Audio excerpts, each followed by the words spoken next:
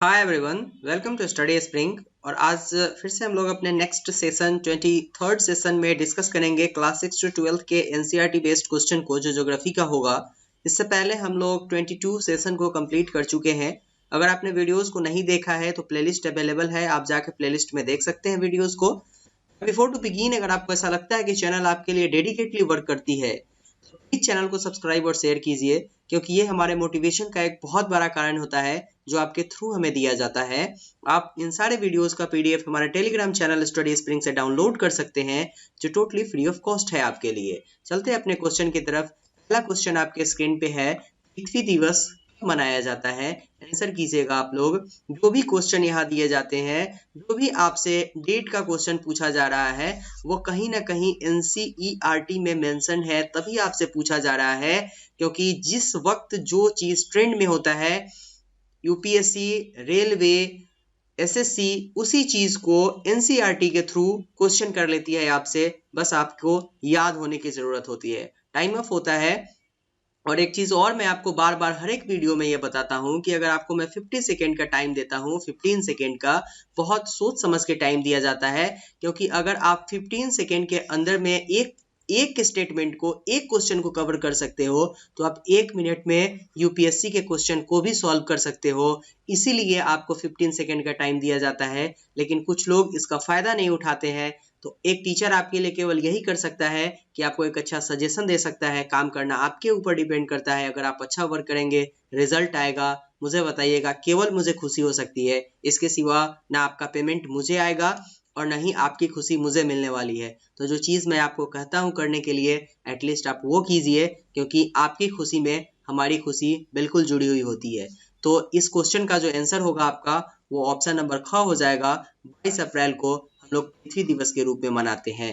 Next question देखते हैं, विश्व पर्यावरण दिवस कब मनाया जाता है। आंसर कीजिएगा आप लोग। टाइम स्टार्ट करते हैं 15 सेकेंड का आपका। फटाफट आंसर करते चलिएगा। विश्व पर्यावरण दिवस कब मनाया जाता है?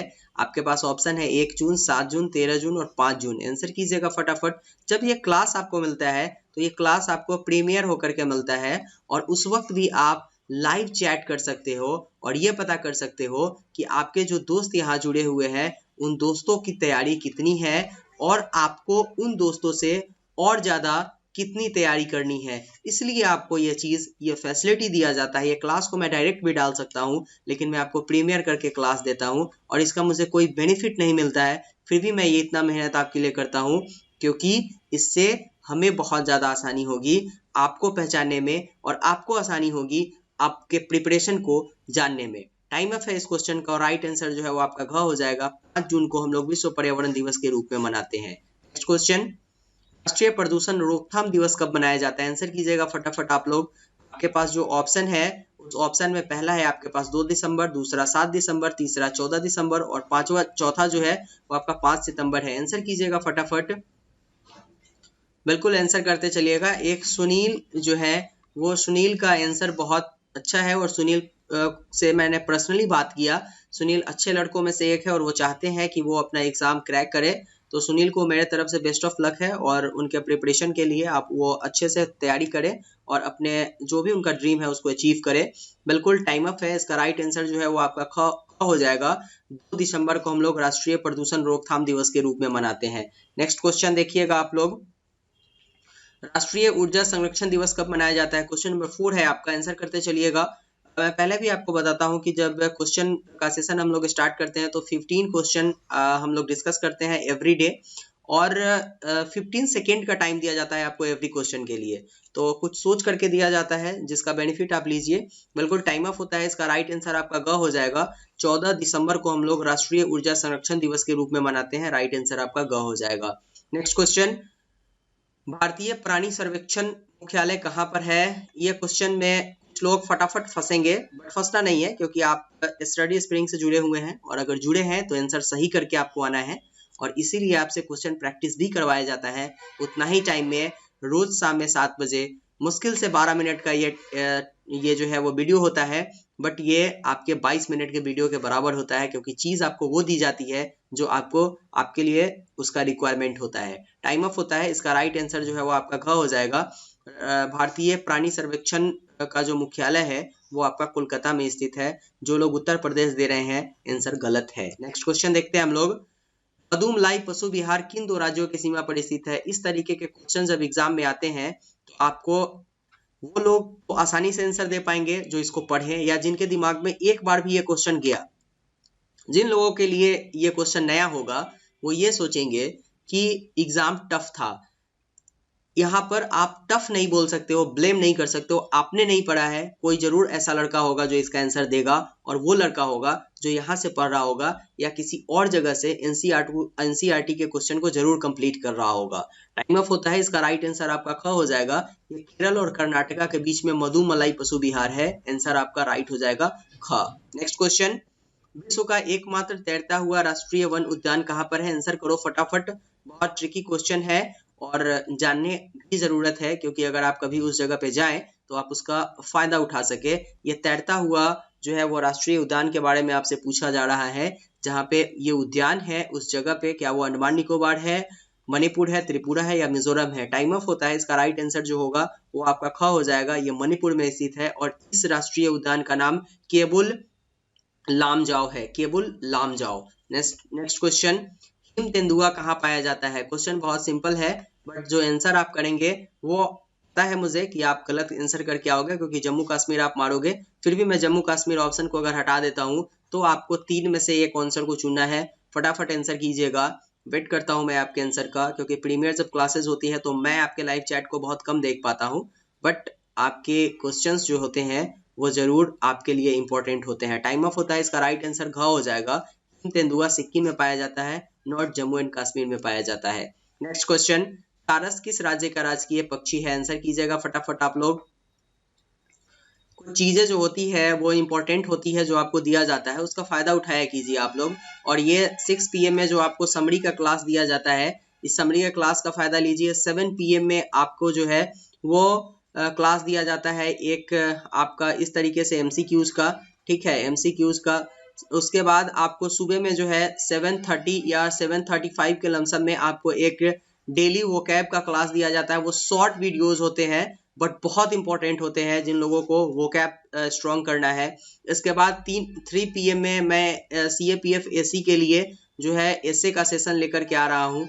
ये सारे सेशंस मैं अपने तरफ से बहुत चीज़ें आपको देता हूँ बट आप लोग इसका फ़ायदा नहीं उठाते और नहीं मुझे सपोर्ट करते हैं। अगर आप एक बार सपोर्ट करो मुझे तो मैं और चीज़ें आपके लिए लाऊंगा जो आपके एग्जामिनेशन पॉइंट ऑफ व्यू से रिलेवेंट जरूर होगा बट अभी सपोर्ट की ज़रूरत है आपकी।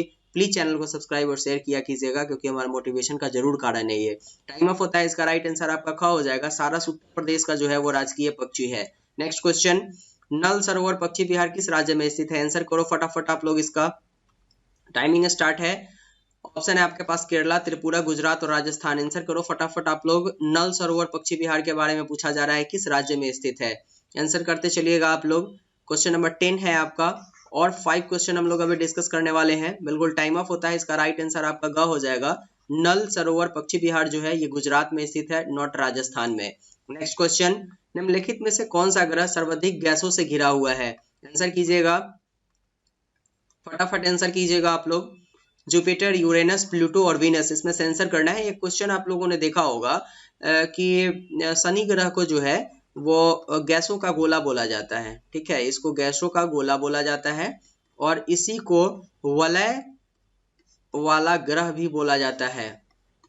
बट इस ऑप्शन को देख करके आपको आंसर गलत नहीं करना है। टाइम ऑफ होता है। इसका राइट आंसर जो है वो यूरेनस हो जाएगा।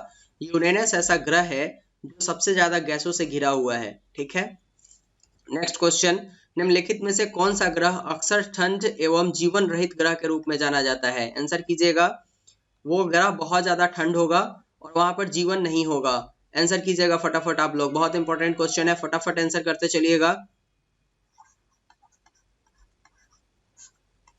आंसर करते चलिएगा। टाइम ऑफ होता है। इसका राइट आंसर ग हो जाएगा। मंगल ग्रह पे ये सिचुएशन आपको देखने को मिलेगा। ये बहुत ठंड जगह है और यहाँ पर जो है वो जीवन को बनाने का कोशिश किया जा रहा है। नॉट नेचुरली यहाँ पर जीवन संभव हो पाएगा। Next question. निम्नलिखित में से कौन सा मंडल वायुमंडल से संबंधित है? आंसर करना। एक ही क्वेश्चन है ये बट जल्दी में आंसर मत करना, मैं आपको इसके लिए टाइम दे रहा हूं। और मैं इसमें जो है वो आपका पहला है जैव मंडल, दूसरा परिमंडल, तीसरा वायुमंडल और चौथा चुंबक मंडल। आंसर करो फटाफट आप लोग इसका। टाइम ऑफ होता है, इसका राइट आंसर जो होगा वो बाह्य मंडल होगा। भले हम लोगों को बाह्य मंडल के बारे में कुछ जानकारी नहीं है, ठीक है, बाह्य मंडल के बारे में कुछ जो है वो जानकारी हमें नहीं है, बट संबंधित है बाह्य मंडल वही वायुमंडल से, नॉट जैव मंडल, नॉट परिमंडल, नॉट चुंबक मंडल। मैग्नेटोस्फीयर जो है वो वायुमंडल से आपका नहीं जुड़ा हुआ है, और नहीं आपका परिमंडल जुड़ा हुआ है, और नहीं जैव मंडल जुड़ा हुआ है। राइट आंसर बाह्य मंडल होगा।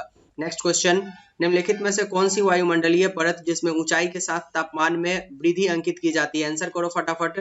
जिसमें ऊंचाई पर जाते जाते तापमान में वृद्धि होती है आपको दिखाई देगी। आंसर करते चलिएगा। पहला है आपका ट्रोपोस्फियर, दूसरा है स्ट्रेटोस्फियर, तीसरा है मेसोस्फियर, और चौथा है उपयुक्त सभी। आंसर करो फटाफट आप लोग।